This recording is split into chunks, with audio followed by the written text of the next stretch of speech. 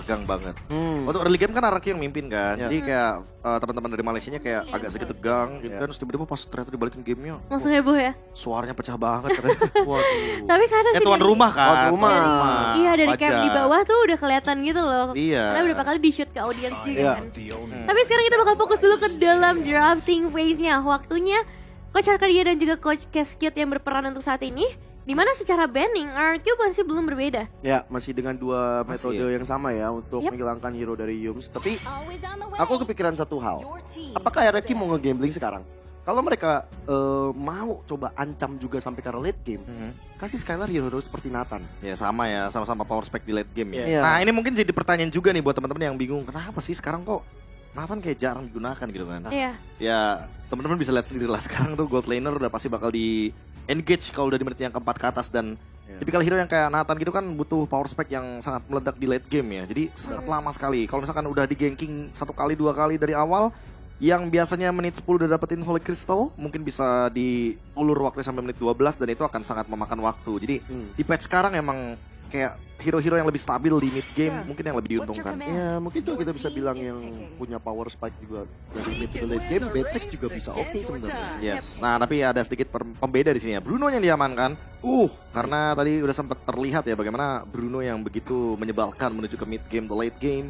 Hero yang lebih stabil juga untuk Skylar dan memang sempat power ya di saat dulu tuh Bruno belum begitu populer dan Skylar yang muncul Ya, dengan satu pemain bola ini.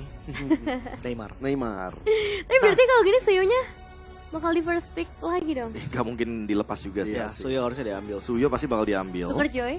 Bisa Super Joy, Masih mau ambil bisa Joy-nya? Joy, masih bisa Alpha. Alpha juga. Ya masih ada sebenarnya. Iya. Oke. Masih banyak banget hero yang masih bisa dibawakan juga kayak Khalid bahkan untuk sekarang. Hero yang bisa engage ke belakang. Yang penting kayaknya kalau Suyo masih terlepaskan, itu keuntungan banget buat Anarchy harusnya. Gatot Suyo tapi. Iya, nggak akan pernah disia-siakan ya kesempatan dapat Suyo mau di nerf seperti apa. Bahkan sekarang pun masih menjadi prayo. Ya, Soul Saver itu emang se game changing itulah untuk objective take. Kayak dia basically jungler yang udah ngetik semua box. Wave clear ya meskipun not the best, punya dia bisa jadi fighter assassin juga bisa. Dia punya objective control yang cukup oke dengan Soul Saver, dia bisa. Jadi semua kotak itu udah di checklist sama Suyo. Ya, dan ada damage reduction jangan lupa. Iya, damage reduction. Damage reduction itu ketika dia berada dalam keadaan hold ya. Iya. Atau mode immortal karena kalau mode mortal itu dia mode assassin jadi nggak ada damage reduction jadi sana agak sedikit tipis. Iya. Blue Joy. Pertukaran ternyata terjadi ya. Oke. Dan ya aku expect-nya bakal ada ban untuk Tigreal sih kalau RRQ-nya udah ambil Joy kayak gini. Atau malah mau diambil sekarang Mas Iya. RG. Di pick ketiga ambil Tigreal sebenarnya Sebenarnya oke sih, Oke, bisa sih.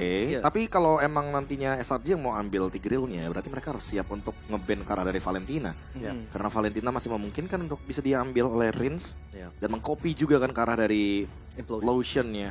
Menjengkelkan banget sih untuk pertukaran dari Implosion versus Implosion. Rasakan ultimate temanmu.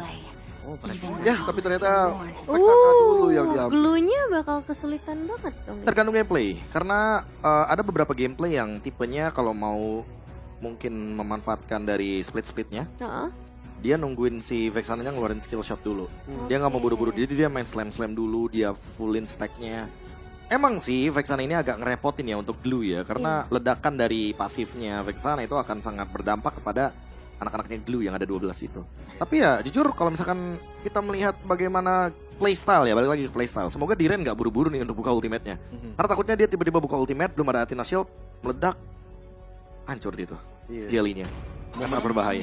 Momennya hilang habis itu. Momennya hilang habis itu. Karena ya mau nggak mau harus main dari ini sih, main dari pasifnya dulu sih, biar bisa di stack.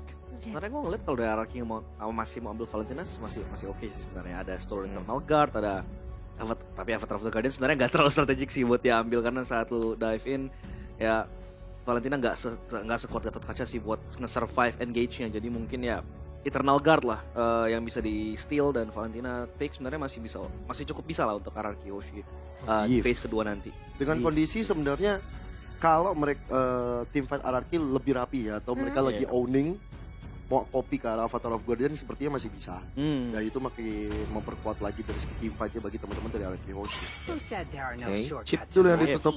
Lagi-lagi ya hero-heronya Yums. Iya. Tapi Yums juga masih ada Gatot Kaca, masih ada Edith. masih ada Gwyn, Gwynnya sih. Terlalu High banyak loss. gitu loh. Ya, makanya first phase kartu kaca ini bagus banget sih. Masih bisa di flex meskipun kayak Yums kena target ban basically tadi 5 di game pertama, di game kedua udah 4 kan. Jadi ya Gatot kacanya bisa di keep either mau taruh di roam atau di XP. Jadi flex pick yang sebenarnya cukup kuat meskipun dia kena target ban. Tadi edit kayaknya ini ya Be ya. Lebih karena ada Odet. Ada Odet aja, ya. ya. Edit karena ada Odet. Situational sih tadi. itu. Situasional. Ya karena Hero Knock Up Airborne-nya udah hampir habis loh itu. Sisa apa? Sisa Edit, Mino, Mino. udah. Oke. Dan ini ada dua Erisla. hero, Dari situ. dua hero Erisla. mid laner range ya yang ditutup. Iya. Yves dan Parsha ya. Ini nggak mau main jarak ya, Ivarsha. Apa nih yang mau dibawain sama SRG? Beatrix kah? Moskov kah? Dipaksa Aurora. Oh, Moskow. Ya kayaknya menghilangkan jarak kayak gini kan mainnya marksman yang bisa disentuh gitu kan sama Yang Parsha bisa- dan juga Yves. Ya, yang bisa walk up ya. Iya. Marksman yang emang pengen adu pukul ke depan. Ada pukul ke depan tanpa harus menerima damage yang Benar begitu masif kan. Iya. Ya Granger, Moskov, Beatrix ya, bakal bermain di 3 itu sih.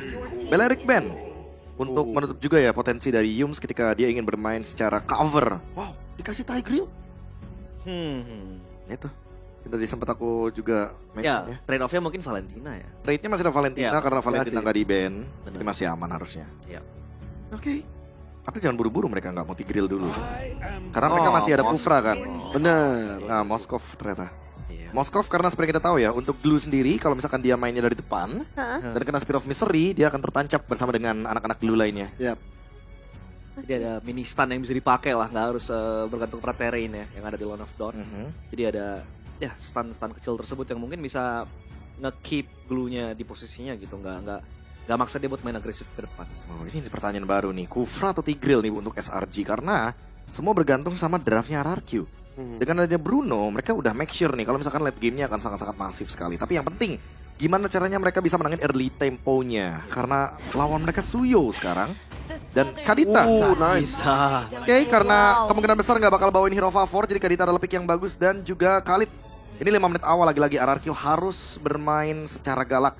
Karena kalau Khalidnya tidak mendapatkan keuntungan apapun di 5 menit awal, agak sedikit berat. Pick Khalidnya agak sedikit waste jadinya. Ya, Target Kaditanya kemana? banyak. Ini bisa ke Vexana. Bisa Iya. ke Walaupun ada 2 Purifa ya. Iya. Ya, ya. Dan, Sedianya nge-trigger dulu lah. bener-bener. Dan gua rasa juga dengan Khalid pick ini mereka pengen ambil pre mid sih dan Kaditanya untuk Ya. basically nge-push off Vexananya. Lu punya priority juga dengan Khalid di early game yang begitu sebenarnya cukup kuat juga untuk Khalid. Jadi ya Vexananya mungkin bakal dipunish habis-habisan dan ya seperti yang KB bilang, RRQ harus bermain super agresif dan galak. Kalau bisa 5 menit udah bisa ngambil 1 atau 2 kill untuk snowball. Good things-nya mereka punya jaminan late game. Mereka punya Kadita, mereka Ya. punya Bruno. Jadi cukup balance. Dan Guinevere. Guinevere-nya keluar untuk SRG. Oke. Oke, ini draft yang cukup menarik ya. Tapi mungkin kita bakal bahas lebih dalam setelah gamenya berjalan. Jadi kita akan langsung melihat. Ini dia untuk game kedua. RRQ Hoshi versus SRG masih dengan Ranger Bass dan juga Lim Kochel.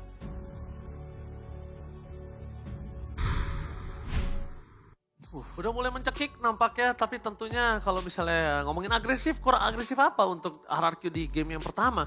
Tapi problemnya bukan hanya agresif, make a move yang harus dia lakukan tetap dalam kondisi owning. Jadi kita bakal menyaksikan apakah RRQ mampu mendapatkan game yang kedua atau bahkan SRG. Kalau kali ini mendapatkan gamenya, itu match point. Ya. Dan jangan sampai itu terjadi. Oke, dan jangan lupa untuk teman-teman semua yang lagi nonton dimanapun kalian berada, satukan dukungan kita, ramaikan dengan love oranye-nya ataupun dengan hashtag FIFA RRQ Best of 5 Series. Reset adalah satu kata yang paling penting untuk RRQ sekarang. Harus bisa move on, lupakanlah game pertama, move on dan let's go to Lane of Dawn. Dan betul sekali, move on dan let's go ini adalah satu-satunya yang mereka harus lakukan. Karena gameplay mereka udah bagus banget. Tapi jangan sampai lupa, gue sama Lim selalu mengingatkan, SRG selalu punya momentum di area menit ke-15 nantinya. Dan ditambah lagi, dia selalu punya cara untuk comeback, Lim. Pokoknya dari waktu berubah mid game to late game. Late Ada game, aja. itu udah pasti langsung sudah berubah semuanya. Dari depan sana, ketika para pasukan dari tim Selang Orange Giants mereka mencoba untuk mendapatkan 1 point kill, tapi ada Idom, 1 point killnya gagal, flicker for defensive. The special migration berhasil membuat Yums selamat, tapi sayangnya lihat, 1 orange buff-nya di tangan dari Yums. Itu dia. Terambil ya nampaknya. Tapi ya nggak masalah juga sih, karena dia akhirnya ngebuang dan XP-nya sebenarnya masih tetap sama, Ji. Tetap, tapi kan dia butuh Iya, itunya. efek dari orange buff-nya tersebut. Ya, itu kerugian yang mungkin bisa dibilang nggak bisa dihindari. Nggak kan bisa sih? dihindari. Karena itu darurat kan untuk Yums-nya juga. It's okay ya, dari emblem pun kita bakal melihat sekarang Temporal Rain. Ini yang selalu diamankan untuk Joy akhir-akhir ini ya. Bahkan gue udah hampir nggak pernah lihat lagi Encourage. Tapi dapat di sana Special Application terus mendapatkan Dairon. Dairon kali ini agak cukup berbeda. Balikin. Terlalu banyak pasukan dari tim Araki membalikkan keadaan dan Sekis pun hilang. Satu persatu Kram masih bisa selamat. Tapi di depan sana para pasukan dari tim Selang Red Giants, kalau mereka masih memaksa dapetin point kill dari seorang Rich ini gak bakal worth it. Karena possibility dengan Kram yang tidak memiliki Revitalize, dia bisa tumbang. Tapi lumayan gak sih tadi ngebait skillnya, Ji? Udah gak ada flicker untuk Yams. Terus juga bagian Kram tadi. Skylar? Talon 1 Skylar. Skylar really, dia mencoba untuk melakukan stinking terhadap sosok Bruno-nya. Dia hafal banget skillnya. Apakah di depan sana di cancel oleh seorang Rins. Mencoba untuk kembali keadaan di mana Sekis berada. 2 poin kill akan didapatkan oleh seorang Joy dari Sutsujin. Masih bersinar double kill plus turtle harusnya menjadi sebuah kemenangan early game kembali di tangan RRQ. Yap, early game yang nyata. RRQ Hoshi lagi-lagi mereka unggul. Dan ya, kita tahu bukan cuma dari turtle-nya aja, dari gold-nya juga. Ini akan berbanding ke XP-nya nanti. Sutsujin di game pertama pun dia unggul level jauh banget. Bahkan sempat sampai 3 level perbedaannya. Dan sekarang mereka harus lebih memperhatikan lagi nih. Winning conditionnya Selangor Red Giant itu ada di Farlane-nya juga nanti di Moskov. Jadi jangan lupa untuk geng Moskov. Dan Moskov ketika di Sutsujin menempel pun Moskov masih punya power akan hal tersebut. Defensif. Defensifnya dia pakai Holy Trinity dari attack speed. Dan bahkan itu yang membuat sosok dari seorang Moskov akan bertahan. Iya. Dan tiba-tiba dia si Halbert.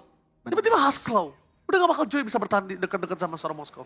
Apalagi dengan Spear of Misery kan, dimundurin lagi Joy-nya seenggaknya dari posisinya juga lumayan jadi keluar dari range-nya Sutsujin sendiri. Tapi agresivitas dari RRQ ini early tetap perlu diacungi jempol. Karena dia selalu berani invade jungle. Konsisten untuk invite, konsisten untuk bisa mereka mendapatkan early game pressure. Tapi yang kita bisa melihat dari Dairon di sini, dia agak berbeda dengan game pertama. Dia akan lack of power banget. Terlalu banyak crowd control, terlalu banyak sisi yang bisa membuat Dairon gak bisa ke belakang ke siapapun. Dan Vexana, Ji. Iya. Pasif dari Vexana ya, lagi-lagi. Mungkin kalau udah ada defensive item udah nggak instan sekarang. Karena glue-nya juga udah keras banget kan. Nggak bisa langsung meledak. Tapi tetap aja itu damage yang besar banget. Apalagi dampaknya itu akan terasa sama teman-temannya juga. Kalau ada di sekitar split-splitnya Dairon nanti. Iya. Tapi Dairon udah harus mengerti dia beda sama di game pertama. Game pertama dia punya kuasa banget untuk bisa jamin-jamin ke arah belakang. Kali ini berbeda, dia harus benar-benar harus bermain ambush, main rapi.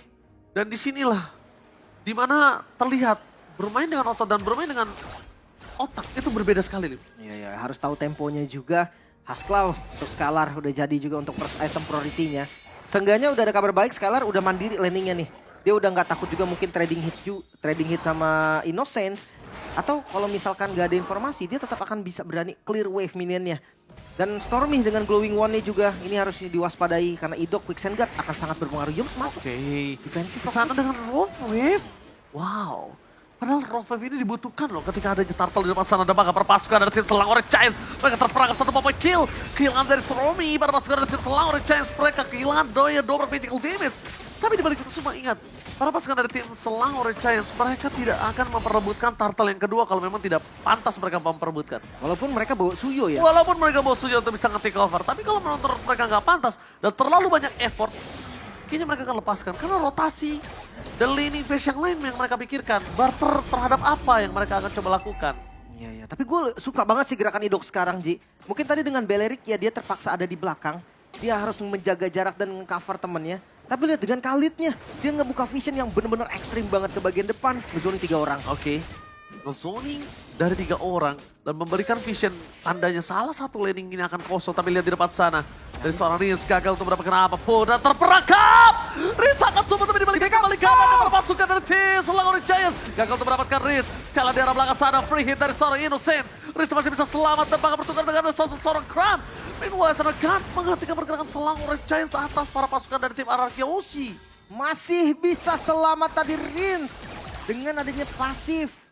Dia bisa ngebeli waktunya dan Rock Wave-nya berhasil dilepaskan juga. Defensif memang tapi seenggaknya nggak ada korban sama sekali. Dan Outer Turret di bagian top lane berhasil dihancurkan oleh Scalar. Yes, mungkin di game sebelumnya Scalar yang harus kehilangan terlebih dahulu. Tapi lihat dari Sutsujin. Membuat Stormy hampir saja tumbang, tapi bukan hanya itu. trigger disiplin dari satu Itu player ya. dan out of nowhere. Rapwave, rasakan kesakitanku. Selama nggak ada Purify, target pasti menuju ke arah Innocence. Pasti bisa di-kill juga Dice Dodge. Oke, dan bahkan para pasukan dari tim Selangor Giants di arah bottom lane, mereka akan coba dimakan dari Yumsnya, fokus ke arah turret, tapi para pasukan dari tim RRQ mereka nggak memaksakan lebih lagi, karena di arah top lane Skylar lebih perkasa kali ini. Skylar sama sekali nggak takut sama Sekis, karena Sekis under, kondisinya under dan 3000 gold difference ini sangat mempengaruhi. Dan agak susah juga ketika match up dengan Bruno tanpa anti regen, Ji.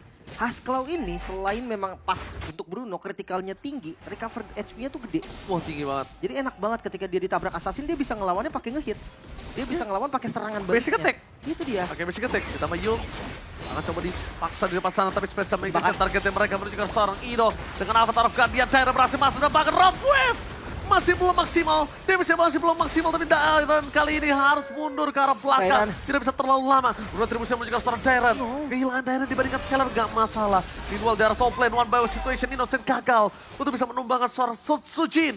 The power of Retribution yang telah dikeluarkan di arah top lane menimbulkan informasi yang sangat mahal untuk take over ke arah Turtle. No perfect Turtle for RRQ. Wah, tapi Skylar masih sedikit ngintip tadi ya. Skylar! Satu hit.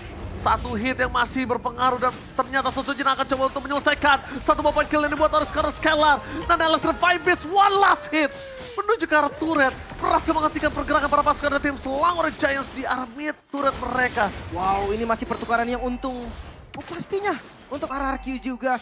Mereka lepasin turtle-nya, tapi mereka dapetin turret di arah mid lane, ngebongkar lagi vision yang terbuka. Bikin Sujin unggul level, sekarang invade jungle dilakukan, purple-nya dicuri. Aku suka banget dua bola yang dilakukan oleh seorang Skylar. Tendangan si Skylar kali ini berhasil membuat para pasukan dari tim Selangor Giants agak cukup terpukul.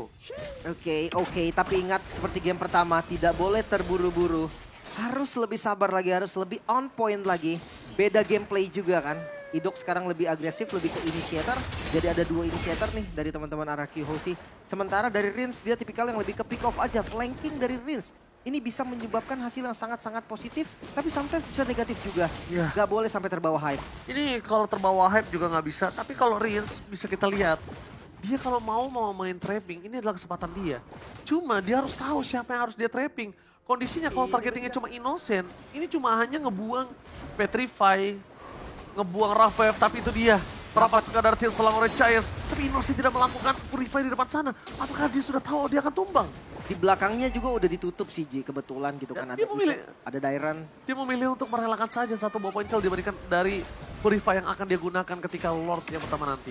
Yap, dan tertangkap lagi Yong. Oke, dia Yogi. di depan sana, maka coba untuk menghindari para pasukan dari tim Selangor Giants. Raging Sesame with some point. Berhasil mendapatkan satu point kill terhadap seorang Yul. Pertukaran di depan sana, free hit dari seorang Innocent dan juga kawan-kawan yang masih belum muncul. Tapi nampaknya Innocent is coming. Oh no! Fokus ke seorang Skylar. Kehilangan seorang Skylar, tidak ada power damage, tapi Innocent bisa ditangkap oleh seorang Darren. Sujin, standby, out position. Coba untuk menangkap ke arah belakang. Menghindari pergerakan dari seorang Sekis. One by one situation. Lepaskan Sekisnya. Sekis selalu mau buying time. Gak boleh terbawa oleh arus dari seorang Sekis. Itu dia. Buying time yang dilakukan oleh seorang Sekis. Apakah berhasil? Nampaknya shutdown. Didapatkan oleh para pasukan dari tim RRQ Hoshi. Not for today, Sekis kali ini nggak bisa selamat. Berbeda dengan kasus sebelumnya, ada ditukar Ji. Joy-nya di tangan Sujin. Iya. Gocekan-gocekan dilakukan oleh Sekis. Hanya bisa membeli waktu saja. Hasil akhirnya sama. Sekisnya tumbang dan sekarang Lord langsung di setup terlebih dahulu. Rins. Oke, Riz berhasil mendapatkan Stormy. Rapwave menghentikan para pasukan dari tim Selangor Giants. Lebih ingat, sekarang memang tadi dia mendapatkan Sekis, tapi nggak boleh terjadi pengulangan seperti fokus ke arah Sekis. Buying time yang dilakukan dan hingga menuju ke arah Lord yang diselesaikan oleh Joy Saran di game sebelum ini. Itu fatal. Ya. Kondisi yang sebenarnya sekarang harus diwaspadai lagi oleh RRQ. Lompatan special migration masih gagal juga. Perlahan tapi pasti RRQ dengan Lord yang pertama. Mereka punya misi yang lebih berat, Ji. Karena satu inner turret aja tersisa di bagian atas. So, misi mereka adalah best turret. Iya, misi mereka adalah best turret. Sakit ini. Langsung ada satu konsil dikeluarkan oleh seorang Idok. Dari para pasukan dari tim Selangor Giants, mereka akan lebih sadar ketika satu kali gebokan dari Skylar ini menghancurkan para pasukan dari tim Selangor Giants lainnya. Langsung base turret masih ada, clear yang cepat diberikan oleh seorang Innocent. Namun nampaknya di arah mid lane, pasti turret mau nggak mau harus dikeluarkan oleh para pasukan dari tim RRQ. Tapi di balik itu semua, udah cukup untuk mereka bisa mempertahankan satu turret. Kram di sana gagal untuk melakukan avatar of kajian, berhasil tampaknya. Dan langsung ada Ramp Wave. Tidak berhasil melakukan poin kill apapun dan Spear of Distraction yang menyangkut. Special Migration fokus ke arah Storm Darren. Para pasukan dari tim Selangor Legends memasang Tifa dan tidak ada hentinya para pasukan dari tim Araki. Mereka harus disengage. Innocent udah tidak bisa dibendung. Mereka harus lepaskan owning yang mereka miliki, jadi malah berkurang ketika mereka memaksakan teamfight terlebih dahulu. Itu dia misi yang sangat sulit. RRQ harus menumbangkan Bestart tadi dengan Lord pertama karena sudah tidak ada objektif lagi. Dan bukannya tumbang mereka, malah ada satu korban juga Darren yang tertangkap tadi. Permainan front to back dari Selangor Red Giant ini udah mulai terasa juga. Moskov yang sudah selesai dengan Trinity, bahkan sudah menuju ke item 4 nih. Ada Magic Blade, bisa jadi dijadiin Rose Gold atau bisa di skip juga. Mungkin Malefic Gun bisa jadi opsi yang bagus banget nih untuk Innocence. By the way, Scalar juga udah selesai di item keempatnya. Satu item terakhir Windtalker. Ataupun Great Dragon Spear mungkin kalau memang mau cari burst damage yang lebih tinggi. Oke, tapi kalau kita melihat dari arah kondisi sosok Innocent, dia juga tidak terlalu concern secara Wind of Nature. Karena mereka menghindari damage yang diberikan untuk sosok Scalar one by one situation. Tapi kalau dia udah fokus ke arah Wind of Nature menjadi item selanjutnya, sebelum Magic Blade ini menjadi Rose Gold Meteor, tandanya Scalar yang harus berhati-hati. Iya, pilihannya sebenarnya kalau memang nggak mau defensif, dia bisa pakai Malefic kan, Innocent-nya. Iya betul. Biar dia dari jauh aja ngehit gitu kan. Rinse juga jadi nggak bisa terlalu ke belakang. Tapi ya kalau ngomongin Scalar, ya tadi selama Scalar free hit, main front to back juga ini milik RRQ. Betul, mereka bawa Rinse, dia bisa makan depannya. Ada Dairan juga. Jadi kayak potensi untuk main front to back sebenarnya ada dari kedua sisi. Oke, diusir mundur dari seorang Kram di depan sana. Sakit kan? Tapi memang ada di dua sisi, Rim. Cuma satu hal yang harus kita pahami adalah Kram ini, walaupun tidak terlalu berimpact di arah frontliner untuk menahan damage yang cukup banyak, tapi dia berimpact sekali untuk ke arah backline dan membuat Scalar kehilangan purify-nya. Ya, bad purify-nya itu mahal sih. Kalau sampai siapapun lah, maksudnya Gold Laner kan sama-sama pakai Purify nih. Yang pakai Purify-nya duluan, wah itu semua mata pasti ke sana, J. Karena dari keduanya sama-sama punya pick over juga. Ada Yums nih yang bisa dengan special migration-nya, ada juga Rinse dengan ya kita tahu Petrify kombonya. Dan mungkin nggak boleh makan Karayum sih. Rinse harus sadar kalkulasi damage-nya juga harus lebih matang lagi. Athena Shield tadi udah menjadi jawaban banget. Yumsnya nggak bisa di-burst kecuali memang ada tambahan 1 damage lagi dan terbuka vision. Oke, bisa terlihat apakah Petrify dan Rafael Rin berhasil menenggelamkan para pasukan dari tim Selangor Giant. Satu poin kill yang cukup mahal atas satu load yang mereka miliki. Dairan kali ini dia sadar tidak bisa terlalu memaksakan untuk mendapatkan poin kill atas seorang Yums. Memilih untuk turun atas gendongan yang dia miliki itu wise choice. Iya. Harus reset lagi. Karena tadi Moskovnya dari Innocent itu kelihatan juga sebetulnya di bagian top lane. Membuat dari RRQ Hoshi, mereka lebih berani untuk setup. Dan nice pick juga tadi, nice pick off dari Rinse. Itu ngebuat akhirnya Selangor Giant benar-benar gak mau kontes. Karena kalau seandainya di kontes, bisa aja nih memang ada korban. Tapi untuk Lordnya, kemungkinan besar ada di setlist. Iya, Kalau betul. favor retribution ya kita nggak bisa pungkiri, emang itu dua kombinasinya gampang. Ya sangat cepat, tapi Dairan memaksa Toxic Gaming menargetkan para pasukan dari tim Selangor Giant dengan ada Regis Sestrom. Tepat di depan sana para pasukan dari tim Marakiosi berhasil menenggelamkan Sekis. Para pasukan dari tim Selangor Giant memaksa memukul kembali. Innocent. Avatar of Guardian-nya kakal dan damage dari seorang Innocent kami sama lebih dalam. One last hit. Innocent still survive. Mereka tidak bisa membendung damage yang diberikan oleh tim Marakiosi. Lihat staking dari seorang Skylar. Fokus depan sana Yuk menjadi target utama. Tidak bisa dibendung. Dan ini dia RRQ Jose berhasil membalaskan di game yang kedua. Dan ini dia kebangkitan dari RRQ Jose. Semoga bertahan sampai di game selanjutnya. Satu sama sang raja mengejarkan ini dan menyamakan kedudukan. Wipeout tadi menjadi penutupan yang sangat manis. Game kedua yang cukup intens namun lebih terarah. Reset yang sangat-sangat diharapkan dari RRQ Hoshi terjadi dengan cukup baik. Lihat, kita akan lihat nanti seperti apa di next gamenya. Wipeout, dibalas wipeout. So, panelis, seperti apa yang dilakukan oleh RRQ hingga bangkit? Silakan panelis.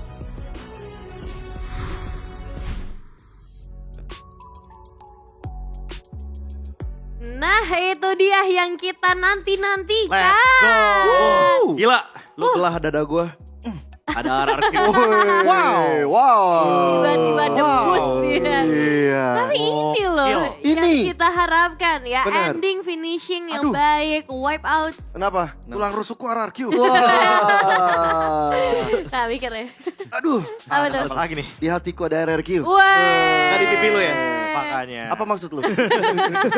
Tapi ya benar, ini dia momen yang dinanti-nantikan karena balance akhirnya. Mereka gak Betul. fokusin ke arah early game-nya aja, tapi mereka balance ke arah late game. Mereka juga udah siap untuk ngeladenin perlawanan SRG yang begitu kuat di arah late game. Dan Rins ya menggunakan Kadita, jadi dia hero yang individual, dia kayak nggak, bukan berarti dia mengkesampingkan team play ya, tapi Ya.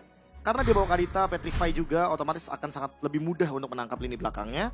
So, wajar di sini mungkin Innocent tumbang 4 kali, Stormy bahkan tumbang 6 kali, apalagi di sini Stormy tidak membawakan Purify, dia akan sangat mudah untuk menangkap hero-hero lini belakang. Jadi kayaknya emang Rins dikasih hero yang proaktif aja sih bareng sama Idok. Iya lagi. Kayak kuasain rivernya, kuasain sungai 5 menit awal, jadi SRG kesulitan untuk bisa menyelesaikan gamenya menuju ke late game. Karena ini dia game time di bawah 15 menit kan, seperti yang tadi udah sempet aku bilang, bahkan sebelum game 1 gitu loh. Iya. Bener sih harus. Dan sebenarnya satu hal lagi selain range dan proaktivitasnya mungkin yang pengen gue highlight adalah Idok akhirnya dengan Khalid. Di game sebelumnya kalau mereka memain early Ganas itu agak susah. Kenapa? Belerik dia harus main di belakang cover buat Skylar. Sementara sekarang pakai Khalid dia punya pasif buat gerak menangin prio di mid, menangin prio di river, menangin prio di objektif. Jadi dia bisa buka map dengan leluasa yang akhirnya memperbolehkan RRQ untuk mengakses map di early game untuk bermain lebih ganas lagi di early game. Kelihatan banget nggak sepasif Belerik. Belerik yang sebenarnya reaktif. Nunggu Ya, biar nunggu. ngepop ultimate-nya. Sekarang Khalid dia bisa untuk nge-engage duluan pakai entah itu Raging Sandstorm, entah itu cuma basically ngebuka rumput doang. Ya. Yang akhirnya ngebantu ya sirkulasi RRQ di early game itu berjalan dengan lancar. Dan impact dari Regent Sandstorm ya berkali-kali kita ngelihat Innocent kepaksa keluarin Purify-nya. Purify, Dan itu itu membuat dari sosok Rins bisa makan kenyang di siang hari ini. Bahkan ya lihat 4 poin kill, 8 assist juga dikantongin sama Rins. Nah, nyayur ya. Nyayur. Hayur. Ya, tapi- Innocent tumbang 4 kali loh. Tapi memang kalau dilihat dari bagaimana line up-nya SRG juga mereka agak sedikit mengulur waktu lagi ya. Membawakan hero-hero poke damage. Ya. Tapi kalau ngomongin soal objektif, lagi-lagi di sini Sekais kayaknya nggak mendapatkan objektif yang begitu sepadan. Jadi Innocent tetap kesulitan gitu loh untuk mengejar ketertinggalan dengan gold lead dari Skylar yang mungkin bisa dibilang agak sedikit advance ya di sini ya. Dan kalau mungkin melihat dari game statsnya ya, yang tadi udah sempat terlihat juga bahwa memang turtle-nya 2-1, jadi Suyo di sini benar-benar inaktif aku bilangnya. Ya. Karena ya harusnya Suyo bisa dapat perfect turtle gitu loh dengan Soul Saver Retribution. Tapi karena dari awal udah kalah poke damage dan memang RRQ-nya lebih proaktif lah di area river. Ini ya yang kita tunggu-tunggu gitu loh dari game pertama. Mana mungkin Idok dan Rinsnya bisa lebih online untuk di 5 menit awal. Iya. Sebenarnya emang lo harus shutdown SRG seawal itu di early game kalau emang Iya. lo mau nge-prevent mereka bisa dapat akses ke late game. Karena late game sebenarnya kalau kita lihat komposisi ini not bad gitu loh. Moskov yang akhirnya ntar bisa nge-activate far lanes dengan split pushnya. Ntar mereka main 1-3-1 mungkin dengan setup kayak gitu. Dan Vexana juga yang bakal ngerecokin backline dari RRQ. Tapi untungnya mereka bisa lebih proaktif lagi. Mereka bisa nge-outpace SRG. Menangin temponya, nggak ngasih tempo sama sekali ke SRG dan RRQ. Sebenarnya ini yang harusnya kalau emang secara situational lawan SRG ini yang harusnya mereka draft lebih banyak lagi. Proactive heroes untuk Idok, proactive heroes untuk Rins juga. Yang akhirnya kembali lagi ke titik yang tadi, trio mid di luar Idok juga ya untuk mid jungle dan roamnya. Trio mid itu yang akhirnya bisa deactivate lagi oleh RRQ untuk nge-shutdown SRG. Tadi sih yang sempat kita bilang ya harus lebih berani untuk ambil move duluan. Iya. Karena kalau bukan berarti kita di sini mengesampingkan Belerik ya, tapi jujur kalau Belerik itu kan hero yang nunggu kan, dan emang hero nunggu ini kayaknya agak sedikit repot gitu loh kalau lawan tim yang sukanya main late game. Dan itu dia Sutsujin sebagai MVP by GoPay dari game kedua kita.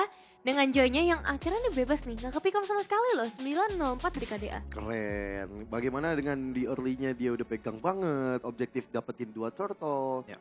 Tidak memberikan lord sama sekali kepada SRG juga. Walaupun memang akhirnya pertukaran posisi ya. Ya, Kayak saling tutor satu sama lain. saling tutor nih. Iya. Ya tapi emang Joy emang tipikal hero yang meresahkan ya, dan bahkan mungkin ini sempat ditanya sama Realize juga Genius One dan juga Divine Glyph yang Ya. bahkan permainan dari depannya kan gak ragu-ragu kan. Yap. Kayak dia ketemu Gatot Kaca atau bahkan ketemu sama Gwyn, Mhm. dia lebih percaya diri. Tapi di sini aku yang lebih sukanya adalah item concentrated energinya sih dibandingkan dengan Starlium Sight. Kayaknya di sini juga Sutsujin mengerti ya bagaimana peran dia agar bisa survive dalam teamfight besar. Karena dia udah punya damage yang eksplosif, jadi dia menambahkan lagi nih efek spell fam yang tentunya udah didapatkan dari Electrifying Blitz 40%. Yap. Tapi ditambah lagi nih dengan adanya hybrid lifesteal. Lifesteal. Jadi dia dapat dari spell fam, dia dapat dari basic attack-nya juga karena Joy basic attack-nya juga magic. Iya, kita bakal lihat juga nih ya dari segi MVP highlights yang momen-momen yang dibuat juga oleh Sujin yang membawa kita ke dalam kemenangan di game yang kedua ini dia. Iya, tanpa bawa ke arah Blood Wings, tanpa membawa arah Starlium, tapi udah cukup nih untuk Sujin untuk memberikan impact yang maksimal 9 kali point kill. Siapapun di depannya dikejar, dinyanyikan dengan Electrifying Beats juga. Ya, karena Electrifying Beats kan ya bisa dibilang damage-nya berdasarkan total dash ya. Iya. Ini kalau dash yang sampai 4 kali kan ya berarti damage yang akan diberikan 100% dibandingkan dengan dash 2 kali. Dia sangat wajar kalau damage yang diberikan sangat eksplosif sekali. Dan aku sempat coba juga di custom room, itu 8 kali nada ketukannya bener-bener kayak gak turun sama sekali damage-nya. Jadi ya mungkin ada penurunan damage itu hanya karena adanya efek shield dari Athena. Iya, otomatis ini yang akan menimbulkan apa ya, damage pengurangan dari magic-nya Joy. Iya. Ini tapi salut sih buat Sutsujin ya, stepping up dengan Joy-nya karena banyak banget keraguan dari Joy-nya Sutsujin. Apalagi kemarin saat melawan tim Liquid ya, banyak banget yang memang agak sedikit meragukan Joy-nya, mungkin dia lebih cocok pakai Link mungkin atau dengan assassin yang lebih tradisional, tapi